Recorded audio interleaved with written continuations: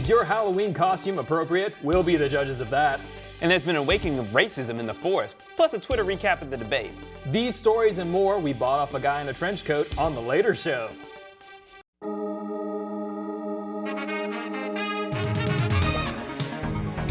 Not quite live, but somewhat ready for prime time.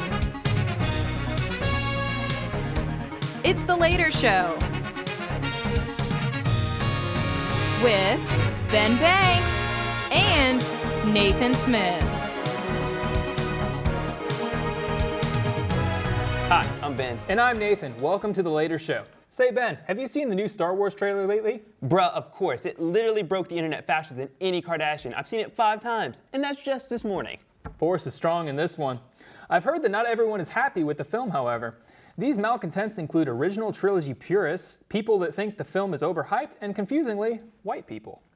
Yeah, there's this movement trying to boycott Star Wars The Force Awakens simply because they feel like there won't be enough key white people in this new Star Wars universe. It's being called #white genocide. Whoa, that's heavy-sounding way to describe it J.J. Abrams' choice of a more diverse cast.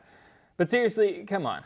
This is a movie about space and distant planets. Did you really think the Empire only had white people behind those helmets? Order 67 clearly prohibits employment discrimination based on race, color, species, height, or whether you kissed your sibling at one point in the past. And of course, with the premise of race and aliens, it sounds like there might be a Donald Trump joke around here somewhere. Can I just add for a moment how tired I am of everyone getting offended of casting choices these days? Now yes, I understand that some movies do have a bias towards casting certain people groups. And there are certain reasons behind that. I mean, sometimes it is wrong, and sometimes it's just based on the context of the movie. And sometimes it's just who gets to pick to play the role. In the case of Star Wars, however, I don't really think the race of the cast matters. Can we just not enjoy the movie for what it is? When the Empire comes to raise hell, are we really going to complain about the color of the hand that takes up the lightsaber to save the universe? And this is definitely not like white actors are just going to be out of a job because of one movie. There's going to be plenty more opportunities for them to have terrible aim in this film and those to come. So let's all calm down with the white genocide talk because white actors are not going anywhere. Isn't that right? I feel you, fam. I feel you. Well, if you've ever heard rednecks yell, "World Star!" it's because either they're sister cousins or mud wrestling, or they've been keeping up with the Jeb Bush versus Donald Trump beef on Twitter. That's right, the Republican candidates have slid into the DMs and are making all of us remember high school as they engage in political combat via social media. But the greatest thing about this entire situation is how credible news organizations are covering the situation like it's some type of sport. And they perpetuate it by bringing up the tweets and interviews. But of course, that's just journalism. They're like that one kid in middle school who instigates every fight, but tells the principal he does not know what happened because he wants to deny the attention he so desperately begged for. Like, seriously, why is the mainstream media so entertained by this? It's nothing but two geezers bickering like children. Let's take a look at one of these. See, Trump didn't even at him in that tweet. Why is this so great?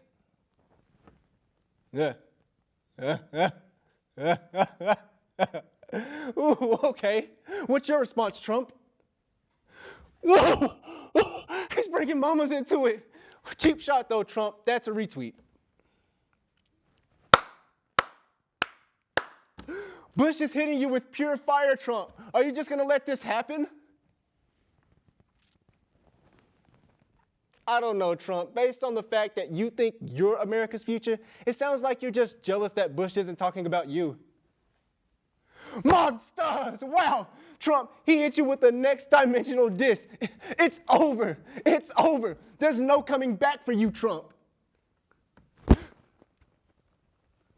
He said you don't have fans. Bush, you're going to have to call Sharkeisha after that one. Back to you, Ben. Man, Twitter smackdown. Who knew that leaders and politicians today enjoying throwing shade and subtweeting? I guess they aren't so different from us after all, right? I mean, with all that money and power, there's still got to be no better feeling than throwing someone under the bus. Anyway, at least we don't have any stories that involve us brushing with a near apocalypse, right? Well, I have one actually. A short time ago, in the very galaxy which we call home, scientists and astronomers got themselves yet another interstellar treat. On October 31st, asteroid 2015 TB145, nicknamed Spooky, gave Earth a flyby. And before Dr. Imposter and the rest of those doomsayers wet themselves with glee, Spooky missed us by about 300,000 miles, a little farther than the moon. There is seriously nothing to worry about. But enough about what's going on in the sky. Let's talk about what you'll be wearing for Halloween. Halloween is that special time of year when it's harder to dress up in something you'll likely get hypothermia wearing. And since we obviously don't know where to draw the line, we've asked the censor bar himself to come in and give us some advice on what's appropriate to wear this year. Thanks for being here. Oh, yeah. Just make it quick. Some celebrities will be trying to show off their jubblies, and they'll be hell to pay if I'm not there to cover it up. That sounds like a full-time job. You'd think since it's getting colder, people would be bundling and layering outfits more. Oh, man, you have no idea. Let me tell you, I'm on call 24/7. I haven't had a break since Janet Jackson in Super Bowl 38. It's a hard life, guy. You make one slip, you let one dingle-dangle, and all of a sudden the whole internet's been broken. It's worse because if you don't show enough skin, you're stuck up. And on the other hand, well, we all know the stigma attached to showing too much skin. Let's look at some of the great successes you've had over your extensive career.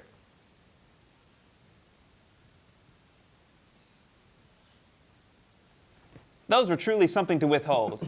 What advice do you have for costume Halloween this year?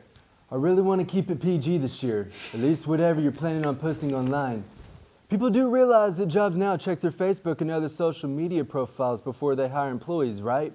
So they don't care about how well-rounded your resume is. Dressing like a sexy pizza rat or a sexy caveman is not going to improve your chances on getting employed. Okay, but look, I'm not saying you can't express yourself and have fun on Halloween, but just be responsible. Something goofy, fun, and ironic as a costume can be great for one night, but you can have an effect on your future. Now, I know your time with us is limited, but I wanted to ask just one last question. Some would say that by doing your job, you have essentially censored our constitutional right to free speech. How would you respond to such accusations?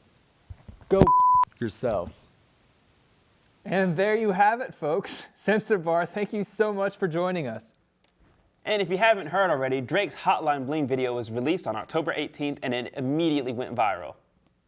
This island-styled ballad about booty calls, when paired with Drake's quirky dance moves and a visually striking set, was quickly memed into internet history.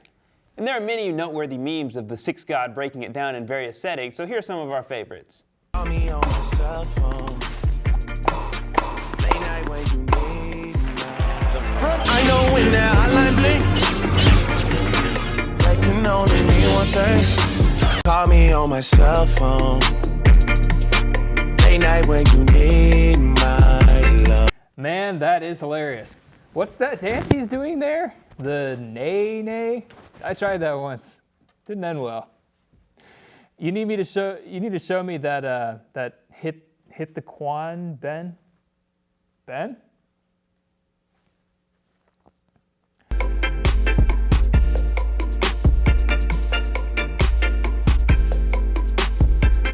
Well, it looks like Ben's hotline is blinging. Be sure to check us out online and on Wall TV. For all of us here, we'll see you later.